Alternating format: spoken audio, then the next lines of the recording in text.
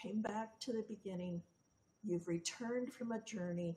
You get to where you back home, but home may not have changed, but I who have traveled have changed, metaphorically or otherwise.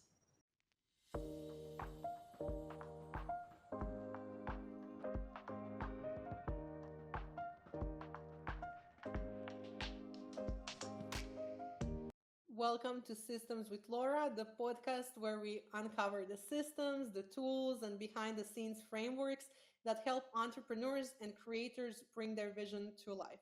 This episode of Systems with Laura is brought to you by Proprium, business workflow and automation agency. If you're building a service-based business and you're overwhelmed by operations, automations, or choosing the right tools, this is exactly what Proprium helps with. Proprium builds systems that help you save time, reduce repetitive work, and scale without chaos. Learn more at proprium.agency. Today, I'm joined by Marjorie Turner Hollman, an author, editor, and book shepherd who has helped numerous writers turn their manuscripts into published works. She knows the self-publishing process inside and out, from editing and layout to cover design, printing, and distribution. Marjorie didn't just write her own series of trail guides, she built repeatable systems that now help other authors navigate what can feel like an overwhelming publishing journey. In this episode, we'll talk about the step-by-step systems of self-publishing, how to structure your workflows as an independent author, and what it really takes to go from idea to finished book with confidence. So I want to say hi to Marjorie and thank you so much for joining me today.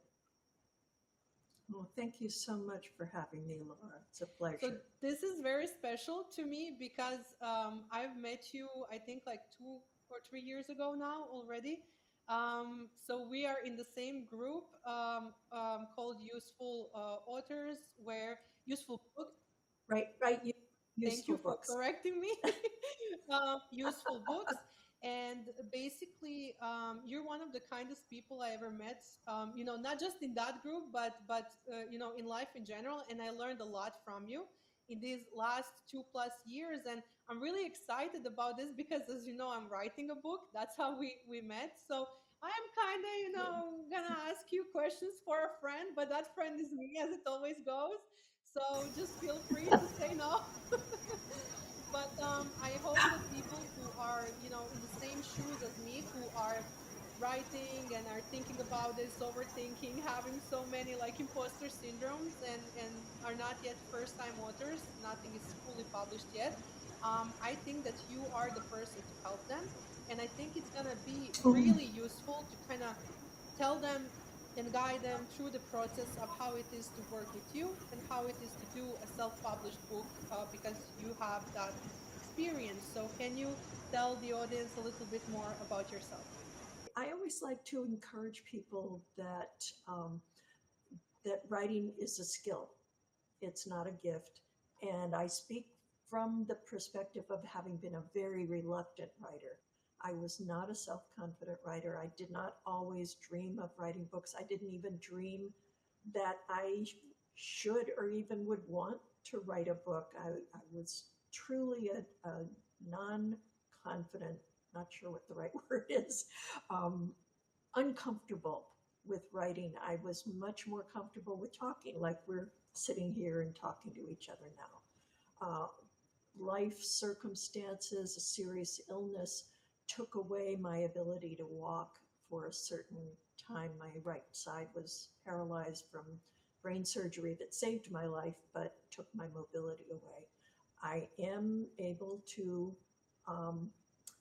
use my hands again. My right leg still has some paralysis, but I wasn't able to keep doing the work that I had been doing. However, I had a computer. Email was a thing. This was back when it was exciting to get 1 or 2 emails a day. You younger people are not going to remember that, I bet. But I wrote stories by email to family and friends, mostly just to maintain or sustain connection. Very lonely time. And in that writing, I got practice. I already knew how to tell stories, but I got better and better just from doing it. And people kept writing back saying, "Oh, we wish we lived in your neighborhood with your kids," and also meditations about healing and learning to create a new life after major changes. I started writing for my local newspaper, got a lot of practice. It gained me a mentor, someone who gave me very honest feedback instead of just, "Oh, isn't that nice? You're such a good writer." That's not helpful when you're trying to improve your writing. I needed feedback that was honest and said, "Here's what you're doing, and here's what would make stronger writing and communicate more clearly."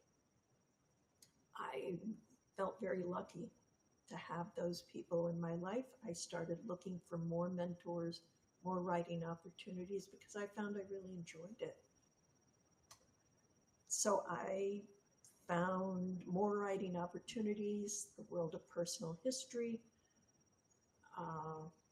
self-publishing, found mentors for self-publishing, and eventually started writing my own books. I was helping other families write their family stories and self-publish. But then I realized I could do them for myself. That's when I got into the Easy Walks books. I have a whole series of those. And people started coming to me asking for help with the self-publishing process and the editing. I mostly do the developmental editing. I have partners who work with me, who provide most of the copy editing, the proofreading, the layout, and book covers. And then I come back in and actually do hand holding to get to the self-publishing process. So I'm wondering, how did you decide that Easy Walks would become a series, not just one book? How did that decision become to be? That was, when you make one choice, sometimes that opens doors to other choices. I originally started with just a newspaper series, a column that I was writing about local outdoor places. And because I only take easy walks because of my mobility challenges, those were the places I focused on, places that I could enjoy. Wasn't a deliberate choice to focus on easy walks. It was more an unconscious. I enjoyed being outdoors, and that's what I could do. When I came to the world of personal history and started learning self-publishing, I recognized that these columns might have value. So I put them on my copywriting. I'm not a copywriter, but that's what I tried to do. My website, just as a resource, and people kept finding my website, asking, "Where can I go walk locally?" And they kept finding my website. After 500 times people coming to my website asking, "Where's Joe's Rock?" Well, it's around the corner from where I live. And I said, I think there's a local need. And so I started looking for more places to walk, documenting them. And before I knew it, I had one small trail guide. Somebody else said, "You need to start a Facebook page." And that Facebook page let people know that you have books. And what better for Facebook than pictures? So I started going and taking pictures of other trails, put them up on my Facebook page, and before I knew it, I had about half of the material for yet a second book. And that's when I recognized that this could be a series. And at this point, there's, 5, 6 books in the series that are all easy walks in. And that's how I got the series. So you basically systemized your creativity in a way that always delivers the outcome that it's intended to, for the people who needs this book, who needs this information. So I'm pretty sure, in my head, this like author that writes like 20, 30 books, I always thought they plan it, right? They sit down and they're like, I will write 20 books. And then they do like this and that and this. And that's not how it works Right. at all.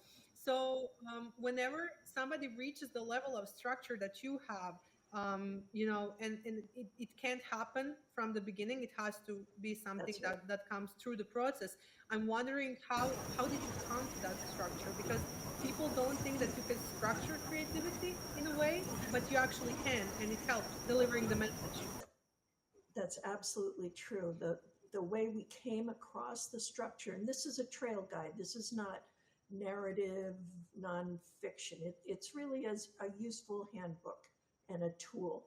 Um, what we did was look at other trail guides and see what did they use, how did they structure it, what things were important, and what did they include, what factual things, because this is a real um, where is it, how do you get to it, what are you going to find when you get there, uh, what's the address, what's the trail surfaces like. And that's what's pretty unique with my books is if you have mobility challenges, whether you're elder or whether you are a parent with very young kids in a stroller or have mobility challenges, either chronic or from being recently injured, trail surfaces are huge, and they're almost always overlooked by people writing trail guides, because typically if they're doing trail guides, it's because they are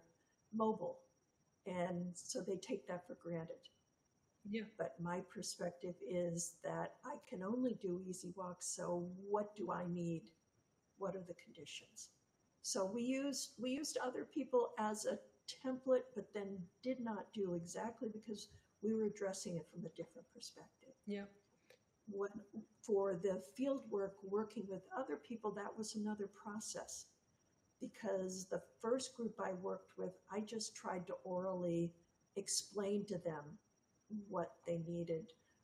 By the second, working with people doing field work for me, my husband was the one that said they need a template. And so he and I actually worked together to say, what's the information that I need from people doing the on the ground work that will allow me to compile another trail guide. And it was really basically a checklist. How many stairs? Are there railings? Are there benches? How many benches?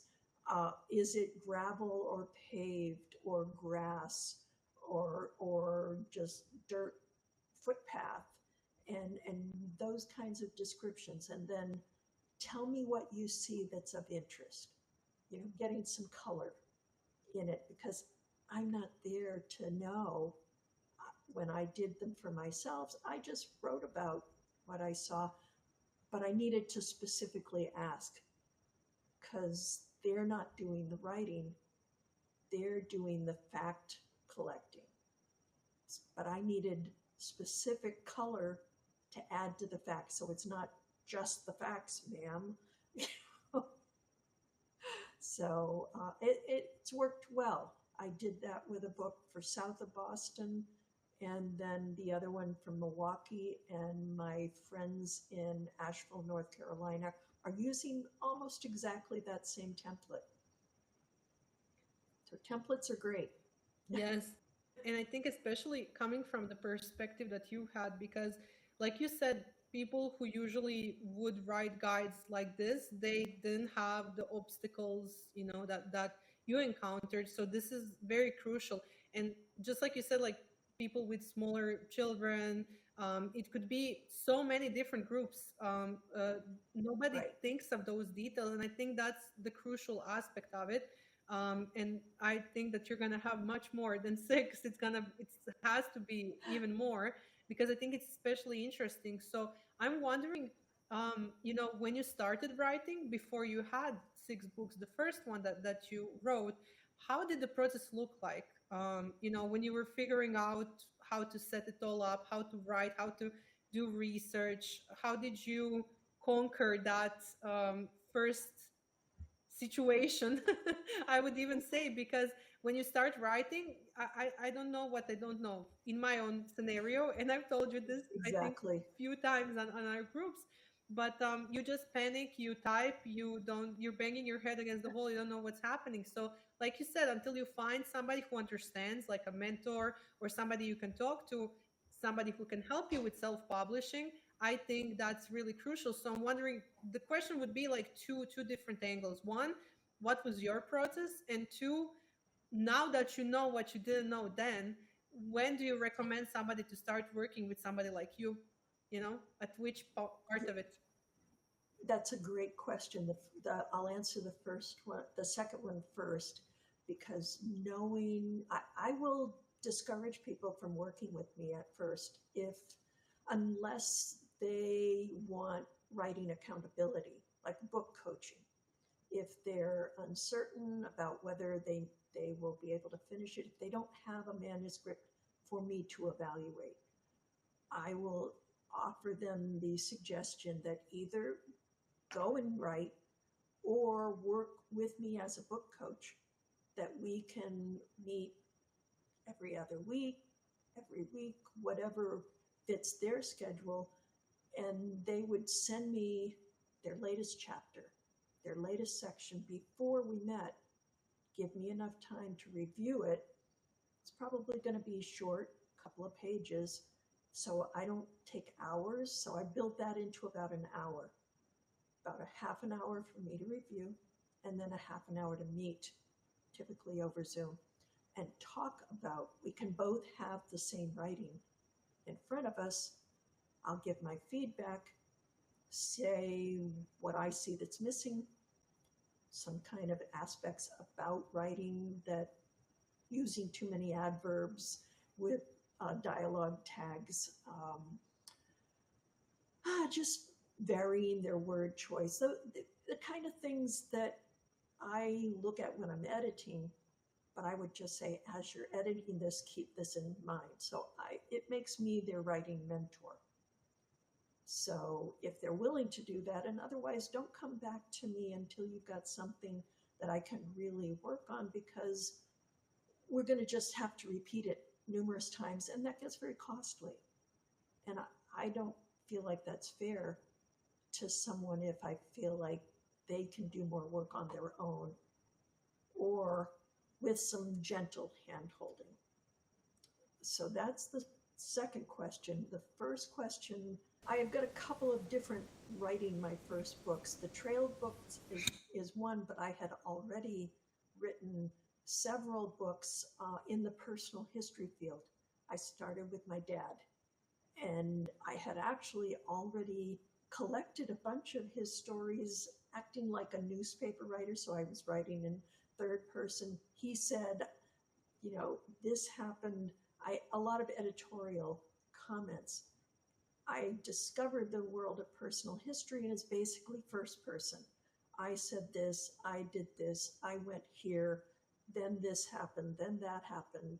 And so I took all the recordings that I'd done with my dad and shifted from third person to first person. That exposed all the holes that I hadn't asked the right questions. And so I had to go back to him and say, Dad, I need to have more details. Tell me about this. It isn't logically going from here to here. So that required a lot more interviews, and then taking it all and putting it into readable narrative, because the way we talk is not the way someone wants to read a narrative. We repeat ourselves. We jump topics. Like here, you're systematic, but we go from one topic to another. Maybe we go back and reintroduce a point that we forgot something about. So language in storytelling, in verbalizing, I see as three-dimensional. It's a real flesh and blood sounds of your voice, facial expressions, laughter, hand, all of those things.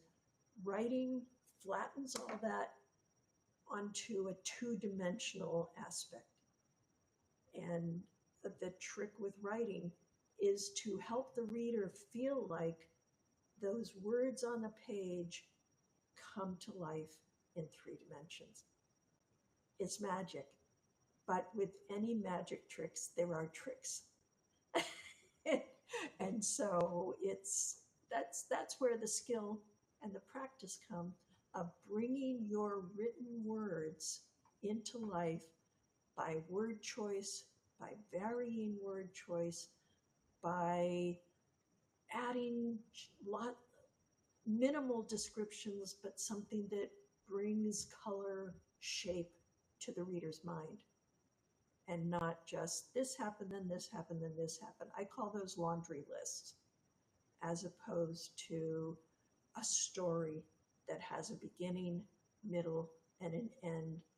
And from the beginning where you started, the middle is the process, and the end you bring back to where you started, but there has been change. That's kind of the structure of stories. Is you came back to the beginning, you've returned from a journey, you get to where you were back home, but home may not have changed, but I who have traveled have changed, metaphorically or otherwise. Does that give you an answer? It does, but it also gives me so much to think about, and I think the listeners will have additional questions that I have. So we're gonna go a few directions at the same time. But Sure. I really want to say the thing that came to mind when you were saying this and explaining how you see the process and the whole journey of a character.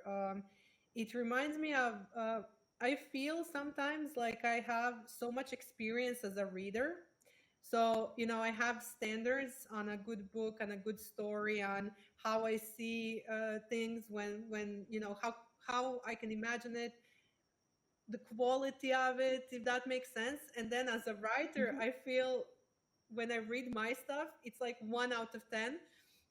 So my kind of guess is that this is a skill you develop over time, and reading Yes. helps you kind of have standards, I would even say, because you're doing research, you're learning, you're comparing, you can figure out what you like, what you don't like. You kind of learn to write by reading, and it feels that's the common topic in everything that you're saying, and not just reading, talking to people, doing research, the way you see life around you, the way you process stuff, because the personal blog that you did through email, that is so impressive. I think that's very, very, you know I, the gist of your story, in a way, if that makes sense, because you had to translate so many things to your loved ones in those emails, that I think it kind of like pushed the whole thing to develop, basically. And it seems that you've been a writer since forever. It's not just when you published your book.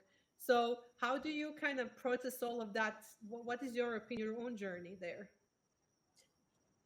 It always helps to get feedback. The first thing with the emails was it took the pressure off me. It wasn't an essay. I was just writing an email. There was no, I'm going to make this a published something. I eventually used some of those stories in my memoir, My Liturgy of Easy Walks, but that wasn't my intent. And so it took that emotional pressure that it had to be perfect. And it was just an email. We dash off emails all the time. Sometimes we will write more extended stories or just more extended information, but it doesn't have the pressure. Before I started writing, I did immerse myself in the world of professional storytelling, performing storytelling. And I spent years going to conferences, practicing the art of storytelling, getting feedback from audiences. I spent about 15 years performing with children who give you immediate feedback, whether your story is holding their attention or if they're going to be Velcroing their Velcro sneakers and making distractions and doing, or just getting up and going over to the piano that's nearby and starting to pluck out notes. And, was the story I shared, how I shared it, were they staying with me? I got immediate feedback on that. And then I was teaching in a private school, and so I was being able to share the same story with 3 classes in a row of different ages. So I was getting more practice with the same story, varying it as I responded to audience reactions. And that was a whole lesson about storytelling. Each time we tell stories to people, we're practicing. And even if you say, oh, I've heard that story before, when we tell that story again, we're exploring that story and discovering new parts of it. Unless we've memorized it, and that's the only thing we're saying is a memorized story. And some people do, and that's hard. But if we're telling it to a person, recognizing that audience, it may be a child, and you'll tell it differently than to an adult.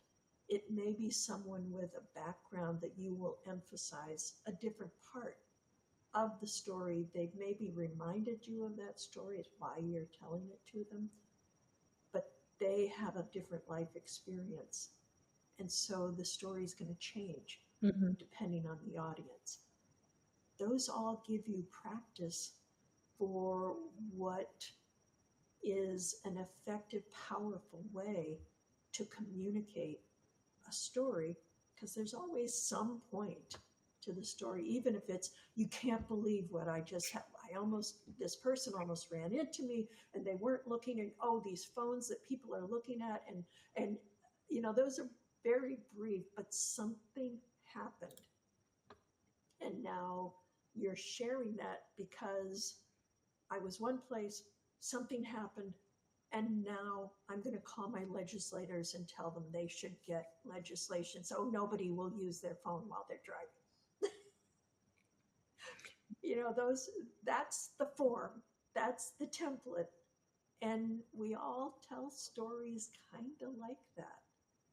We're here, something happened, and now what's going to happen? Now what am I going to do next? There are other forms, but that's kind of a basic template for just everyday telling stories. I bet you've told stories like that. Well, yes. And you know what I hear from what you're saying is that you don't just become an author by just sitting and typing. You kind of prepare for that your whole life. And then when you're ready to tell that story, then you take, the document and you start typing or writing with your hand, doesn't matter. But kind of helps with imposter syndrome, I would say. I don't think that people that I know that are writing books, especially time, I don't think that they hear that enough, if that makes sense. Thankfully, since I'm in the same group with you, I hear that from you and other members a lot. And that's the only reason why we're 2 years in. I would run away.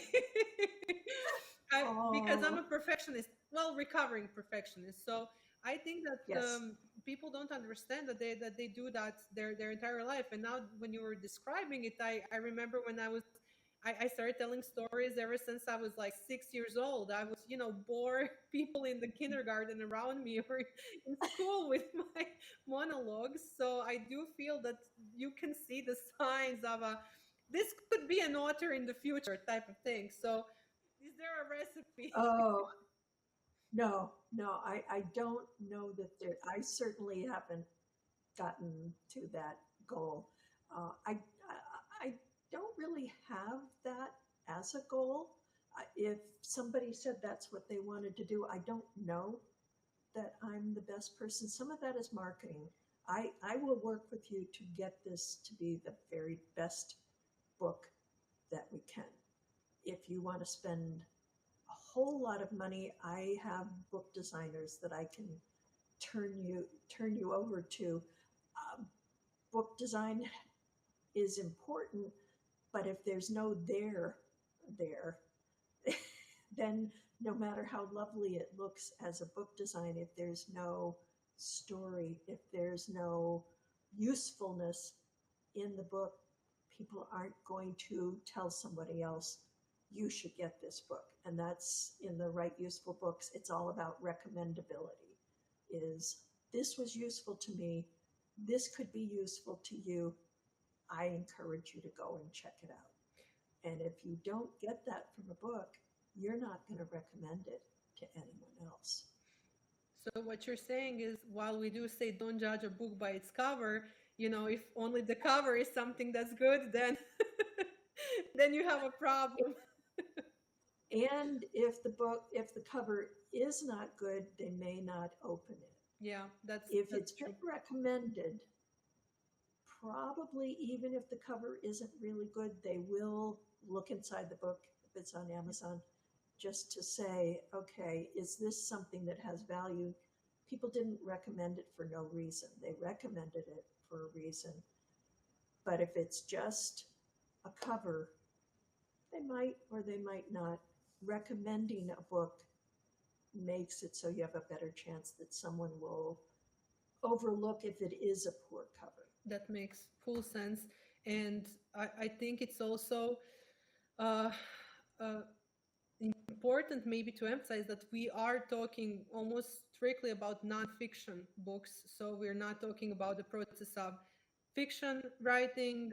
That's a whole different set of skills, and it's a different type. I think that my listeners on the podcast are mostly consultants, digital entrepreneurs. So how do I start with that? So if I was listening to our conversation, I would by now understand that imposter syndrome doesn't matter. So we're all telling stories from since we were kids.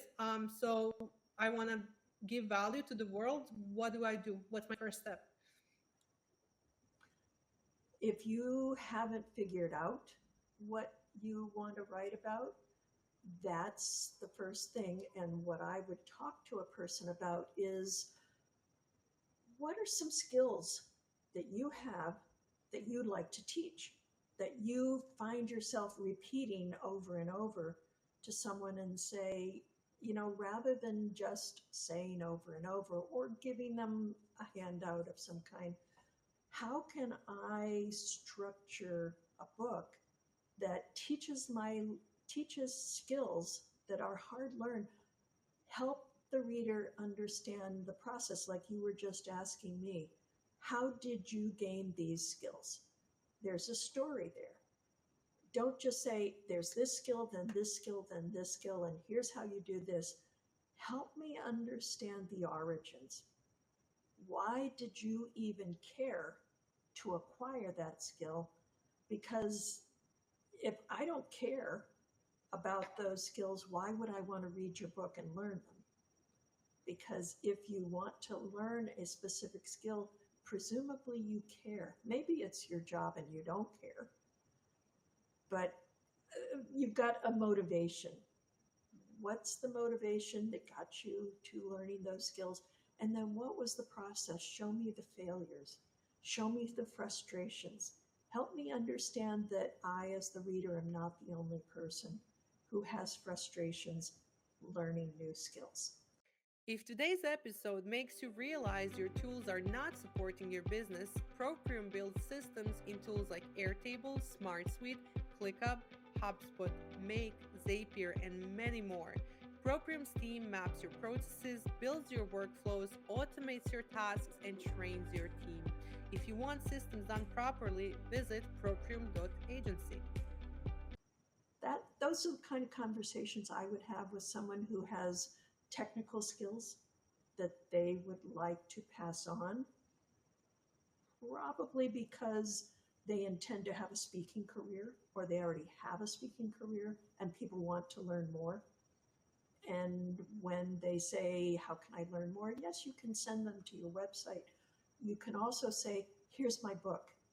I talk a lot more, because you can put a lot more in a book than you can in a 30, 45-minute talk.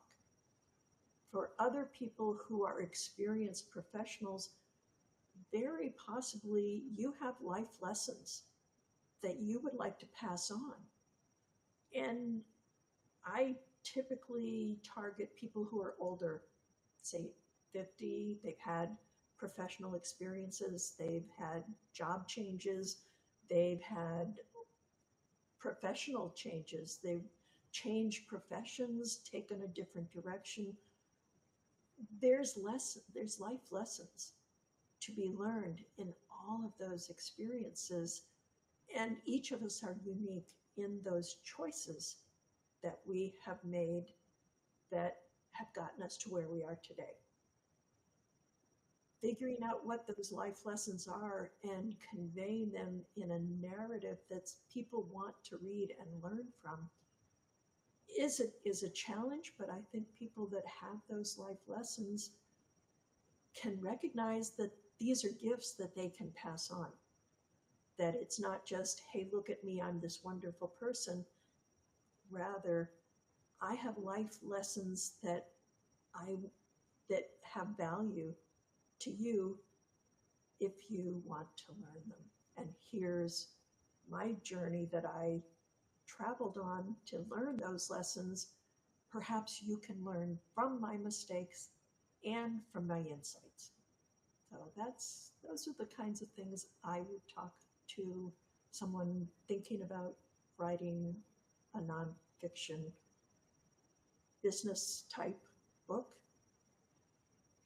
I would say that takes a lot of courage, because once it's printed, you can't change it. You have to be sure in every word you said, especially if it's a personal story. So what I found, and I would say in my 20% of the journey to finish the first book, I'm not gonna even put myself for any bigger percentage, but it's such a challenging. I didn't think that this about writing. I thought, you have this person, they sit down, they type like crazy, they get 200, 500 pages, find somebody to help them publish, and like, amazing book, we have a party, there's balloons, everybody, right? And then it's not even about the do I have something to say? It's more of so many limiting beliefs, biases, fears, everything that like you just sit and you type, and when you try to provide personal anecdotes and stuff like that, then you start with what will people say about this, what will people say about that, what do I do with this, what do I do with that.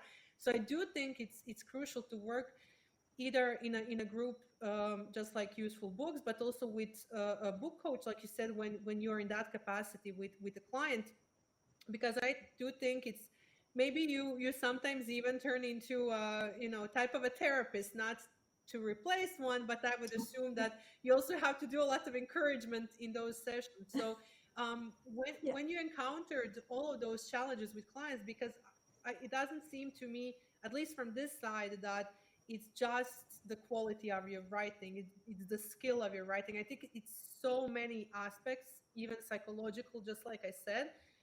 What do you see, like template of mistakes that people do? Do they get scared and then they write too fast or too slow, or they delete stuff? Did you ever encounter somebody who deleted their whole book, or do you have any stories with situations that are artist type escalations?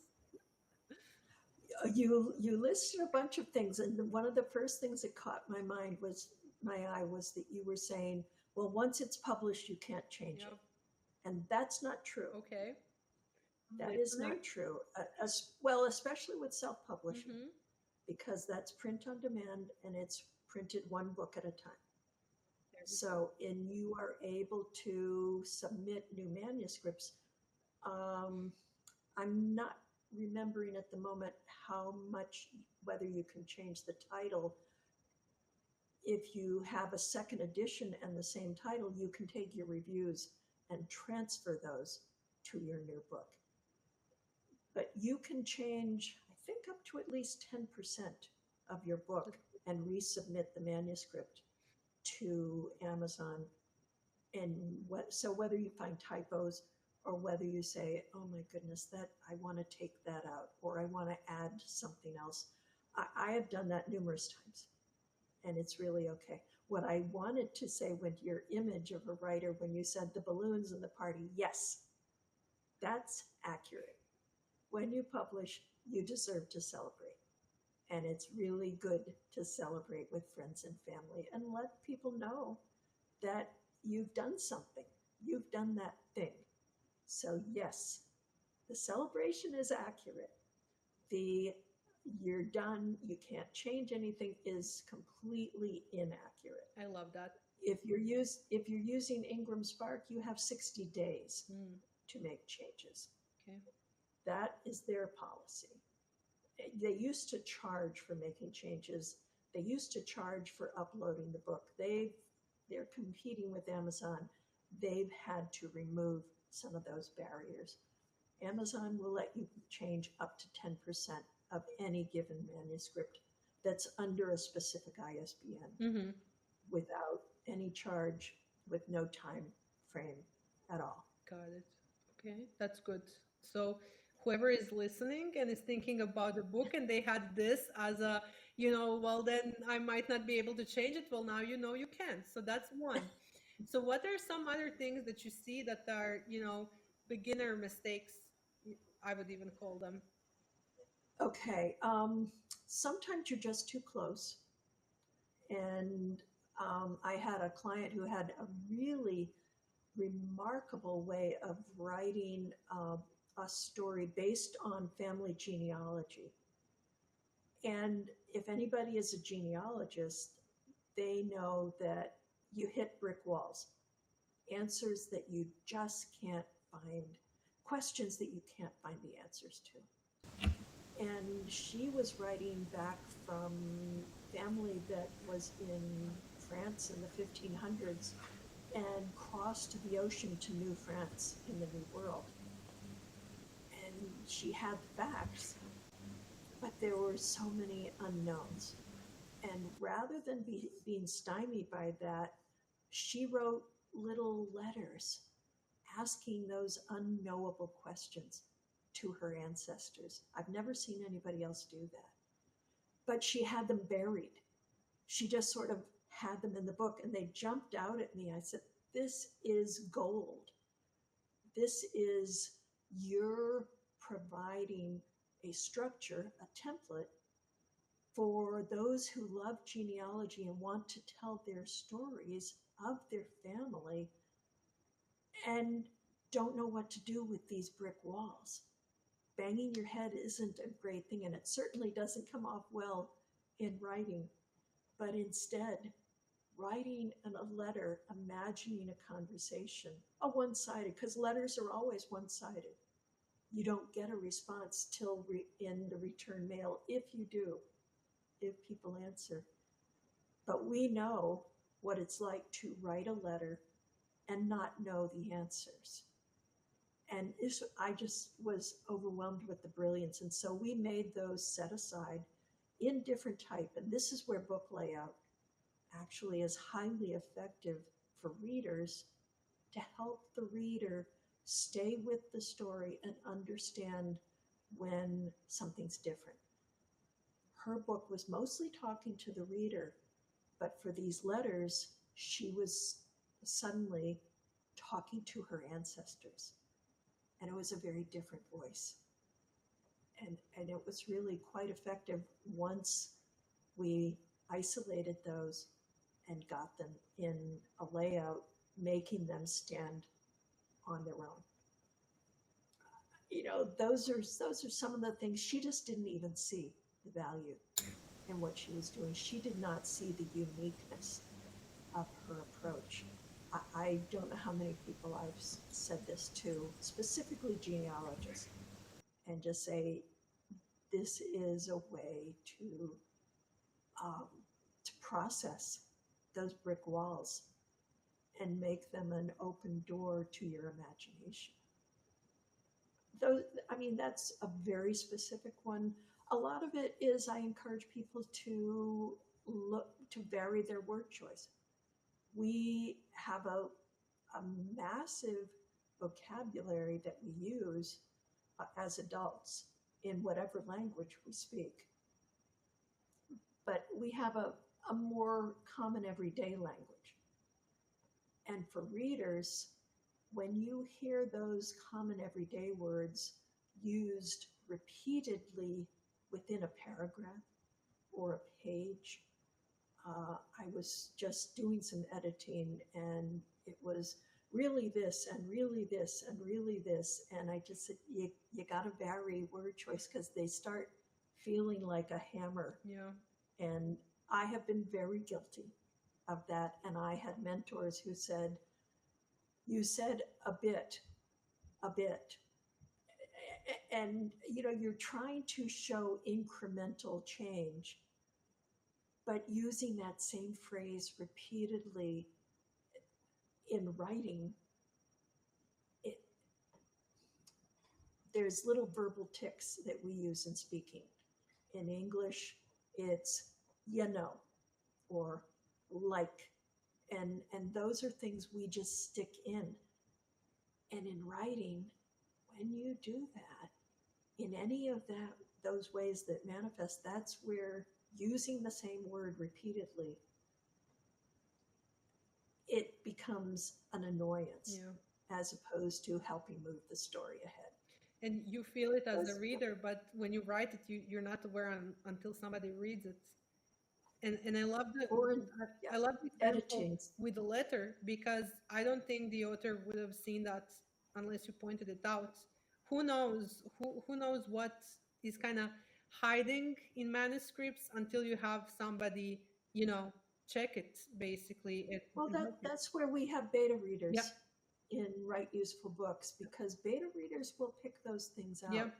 And I don't believe in being paid for beta reading. I use beta reading as to satisfy my curiosity. Mm-hmm.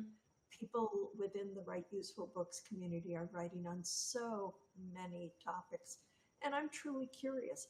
I may not finish the whole book. There's some that hold my interest more, and there's others that I can't stop. And I'll tell them, this is such a compelling book. But you'll get a lot of that feedback from writers, from beta readers. They may not get down, and you don't really want them to get down to the real editing, copy editing particulars, but they'll give you, this feels repetitious. And sometimes they'll say, you use this word a lot. You might want to use some different words. Yep. So, beta reading is a great way to get some feedback, get some friends, but you want honest feedback. If it's your really best friend who doesn't want to hurt your feelings, they're going to lie. They're maybe not. They're going to say the best book they ever read, and that's not what we want, because it's not helpful. The Amazon reviews are not going to be that that nice, right? So that's right. This is a balance. Right. You want people who will help you be a better writer. Yep. And that means they have to be willing to give you honest feedback. Yep. If you just want yes men, people that say, oh, you're wonderful, you will surround yourself with that, and you will become a horrible leader who doesn't know the truth, doesn't believe the truth, because they never hear it. And if you want to be a better writer, you need to welcome the truth. Some people are not really skilled readers, and they may lead you astray. You have to look for consistencies. If one person says, oh no, you should throw this part out, and other people say, that's really intriguing, you want a third person. Yep. And then you can say, what do you think of this? Somebody didn't like that. And they say, no, that's really important. And that's where getting multiple different voices, different observations is really valuable. So you mentioned yes man, and that kind of guides me towards the biggest yes man that there is, AI, that's biased. So I'm wondering on your opinion related to usage of AI. I myself am hesitant to ever copy any part of my book there because I don't trust it, honestly, and I don't want it to be flagged in any way with any new software that might, think of it as a plagiarized content. So this, you've noticed my questions go into like two directions. So like we have two directions here. Okay. One would be your opinion and maybe experience with AI and authors. How was the best way to use it? I, for one, use it for research ideas when I'm trying to figure out, like, talk through something, just like brainstorm and stuff like that. But I don't add my text there. So I'm wondering what's your experience with it, and I'm also wondering, do you think that it's a good thing, a bad thing? How does it affect plagiarism? Because I know there are I some think, people that put the whole book there for it to flag stuff, and I would prefer a beta reader than AI at any given time. yeah, I think you're talking two different Yes. things. The large language models, which is where, yes, you want to be very leery of that, because if you make it completely open, large language models are going to crawl over that and take it and claim it for their own. So I think that's a hugely important consideration of how you make your material available. The beta reading through Write Useful Books, it is available to anybody who has that link, but my understanding, it is not just publicly available. For sending someone a copy to review, a PDF, I believe, protects that, but I may be wrong. I'm not an AI expert, a large language model expert at all. But those are some of my understandings. And yeah, I think it's a good thing not to just put your book out there, especially until it's been published. You can't control, people will steal it. And that's part of the world we live in. As far as using AI, I've been using AI since I've been using Google. That's an AI aggregate of information. If we say, "Oh, I never use AI," that's because you don't understand what it is. Google has really leaned into that and made it so they answer all sorts of hypothetical questions that they think you were asking. And when I'm doing research, sometimes they will give me an answer that is kind of what I'm looking for, but I need a lot more information. And from paying attention to that, there's a little link at the end of those answers that says, here's where we got this information. I will go directly to that link, which is an article that I can source, as opposed to, this is what Google tells me. No, I'm not a helpful idea. As far as giving me some quick summaries, if that's all I want, if I'm just curious about something, sure, that's fine. If I am writing something and I want to base it from a source, Google answers are not a source. Yeah. They're an aggregate. They may not be accurate. You want to go to the sources that are cited and get the context. You want to find out who wrote that. You want to know the platform that it was written on. You want to understand the bias that that platform has. What is their agenda? Every platform has a reason to exist. And you want to do research on what is that platform known for? Mm-hmm. What is their slant? We all are biased. That's the human condition. So does that answer? I have not really used ChatGPT. I know Mm-hmm. a lot of people who have. I've certainly read about it. I understand it's the framing the questions to get feedback. The art of the prompt. Mm-hmm. Exactly.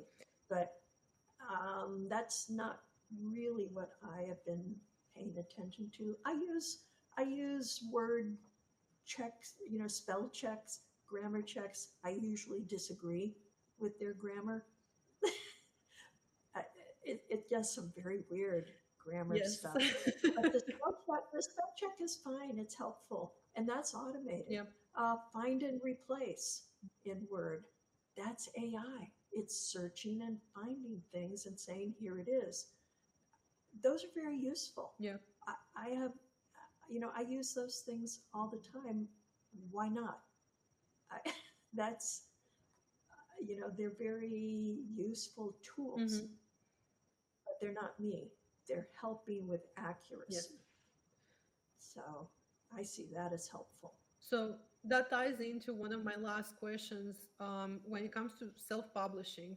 So how does somebody who's doing self-publishing ensure that they don't have a book that's part sounding plagiarized? And I'll explain what I mean by that. In terms of like, Mhm, we learn so many things through life. We, especially in my line of work, I learned a lot of methodologies. I've read so many books related to like management, entrepreneurship, anything like that. And I am kind of afraid that I might not intentionally like mhm, mention something that I have read maybe 10 years ago and it's in the back of my mind, and it could, seem plagiarized. I know that's a mhm. little bit, but explaining it No, that way. So how do you yeah. ensure when you do write that I didn't pick up a concept that I internalized and I'm thinking I, you know, made that up in a way, and it Mhm, turns out it's very similar to something else? How do I know mhm. that I'm not going to create any problems for myself if I'm self-publishing? It's a concern. And mostly I've read about techniques. I have not encountered work that I've worked on that I've had that sense. One of the things is you can vary concepts that you put it into your own words and you talk about, here's how I use this.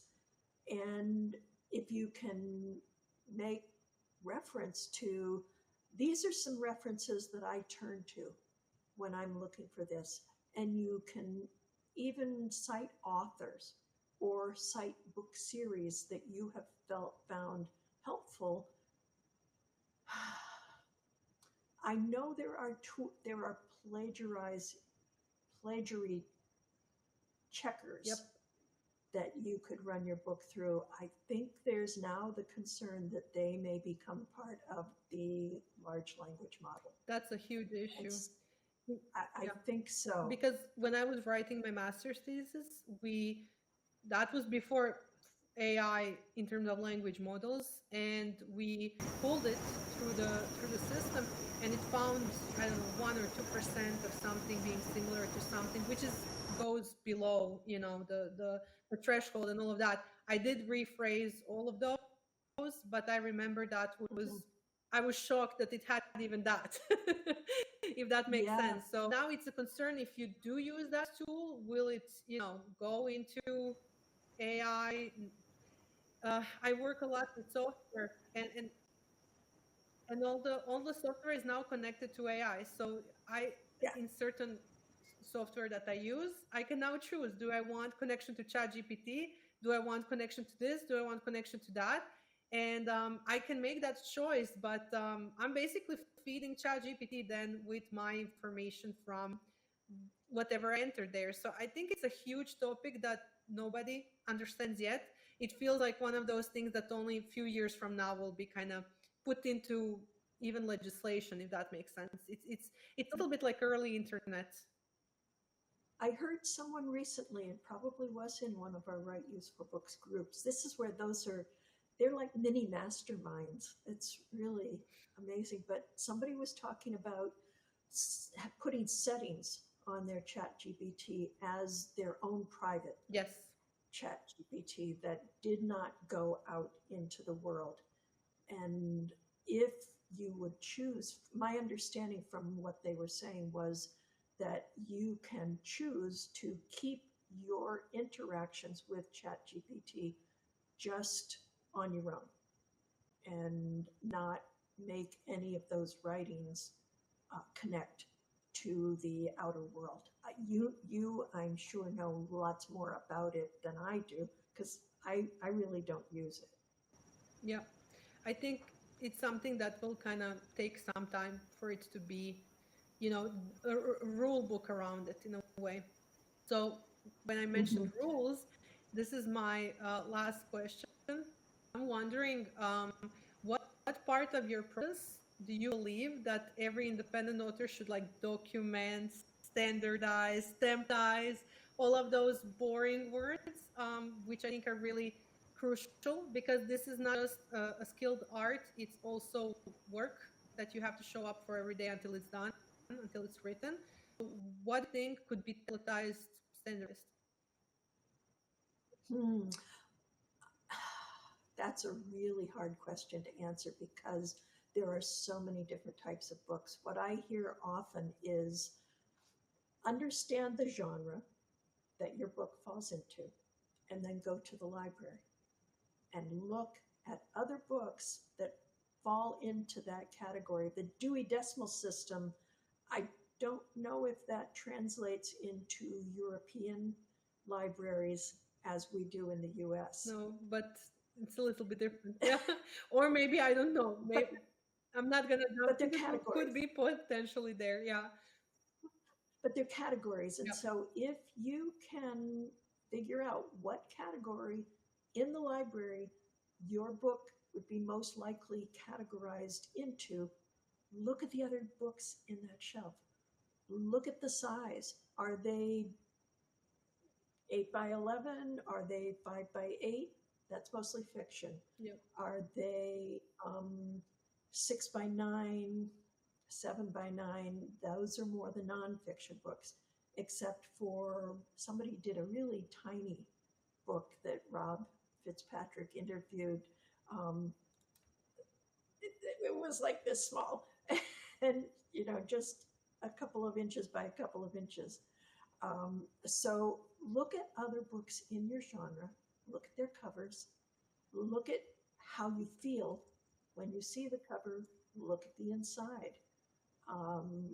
That was one of our friends, Lou Franco, saw a book that he really admired, went into the book and looked in the credits, into the acknowledgments, found who did the cover and said, I'm going to find them on the internet and send them an email, which he did. And that's the person he got to create his cover. See what you like, see what appeals to you, and see who can help you do that. So if you really like the design, it's harder with editors unless you just say, wow, this book is written so fluently. Look at who that editor is. Who did they turn to for editing? It might have been a publisher that you don't have access to. It might have been a ghostwriter that you might be able to access. Yep. Look at what other people have done. Don't feel like you have to reinvent a wheel. They've already been written, but your take is still going to be unique. But there are templates for all those different types of books. Don't feel like you have to start from scratch. Be inspired by what other people are doing, and then go figure out what you can add to that conversation. I like this as a summary of everything. And the book that you're mentioning, is it maybe Delivering Happiness by CEO of Zappos? Is that the book? Because it's very tiny. That's why. Oh, I can't remember. We'll find it. I listened. We'll find it. I can't remember, but I know it was a very unusual size. It's like a pocket edition. It feels like something I would read on a train or in a bus or something like that. It really fits in your hand. Maybe that was even the intention. When I think it had tiny in the title. Okay. Now I have to find that. We'll figure it out later. But we need to give a shout out to Rob and to the Useful Books community in the description for sure. So right, Useful Books. Yep. Yeah, and the beta readers link, definitely. I think Yes. that people would love that. You can only access it through the community. Yeah, potentially. That data reading tool. We need to check that. Yep. I hope that shamelessly I'll say this. I hope that I get Rob to interview, so then he can explain that. Yes. Yeah. We'll figure something out. Good. Great. Okay, All right. so I just Well, want thank you for having thank me. you so much. I want to thank you for walking us through the behind the scenes of self-publishing. I know I got a lot of value. I'm pretty sure that the listeners will also, and I'm pretty sure that if people came to this part of the podcast, which means that they listen to our whole conversation, they need to call you, so they need to reach out to you. And I think that you've shown that with the right system, anybody who's determined can bring their story to life and hold their own finished book in their hands with a lot of support, I would say, because I never thought about editors, book coaches, and all the people that come into your um, team, I would even say, while you're doing this. So I think it's very crucial to find those people and surround yourself with them. Is there anything that you might want to add? No. Oh, you've covered so much, Laura. Very, very generous. And I know this is kind of a long interview, so I don't want to extend it anymore. Just thank you. Thank Thank you for you. reaching out to me, inviting me, following through, and getting through the technical stuff. And it means a lot. Thank, thank you. Thank you, and I really appreciate your time. And if anybody wants to learn more about your work, we're gonna put your website in the description. We're gonna put it everywhere so people can find the Easy Walk series, the publishing services, and all of that. And that's all for today. If this episode inspired you, don't forget to follow Systems with Laura on your favorite podcast platform and share it with a writer who's sitting on their first manuscript. Maybe they need this podcast to meet Marjorie and to, make their book that's now a dream become reality. Until next time, keep building systems that help you share your story with the world. If you enjoy conversations like this, you'll love the Proprium Digital Network. It's a community where digital service founders get tools, templates, weekly insights, and behind the scenes guidance on building systems the right way. If you want to stop building systems alone and start building with support, join us at proprium.agency.